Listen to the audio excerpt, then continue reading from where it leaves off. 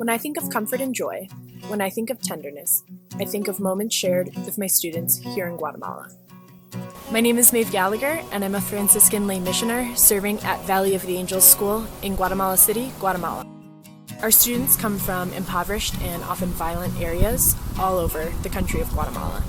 The majority of our students come from single-parent homes, and many have lost family members to either violence or poverty.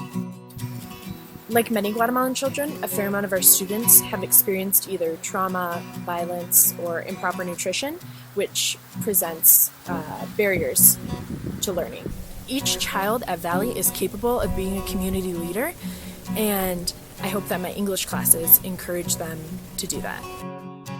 When I teach my students, I want to show them the joy of learning and understanding a new language. My hope for them is that they will go on to seek higher education and return to their communities as advocates for peace, nonviolence, and education. Every English teacher has difficult classroom experiences. One of the challenges for me at Valley is that in addition to teaching these children, I also live and spend the majority of my time with them. So I don't just bring my work home with me because my home is my work. This means that my students are more than just students. They're my friends, they're my companions, and most importantly, they're my family members.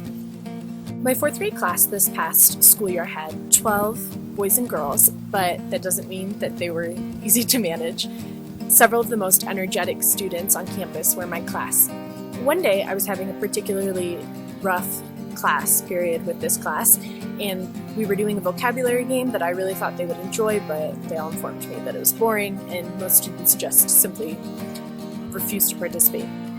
So I was at the end of my rope, really trying to hold it together and asking the Holy Spirit to give me the strength to not burst out in tears in front of these students. Sensing my desperation, one of my students, Esther, came up to me, gave me a big hug, and whispered, "It's okay."